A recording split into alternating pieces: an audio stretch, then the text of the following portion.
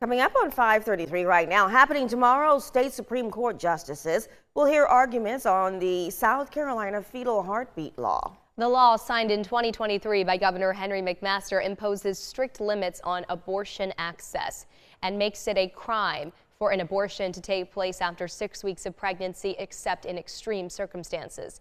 Planned Parenthood is calling the heartbeat law for the third time, challenging it, saying that a baby's heart begins beating at 9 weeks instead of 6. The hearing comes as arguments over women's health care are heating up. Just last month, a group of South Carolina doctors sued the state over the ban.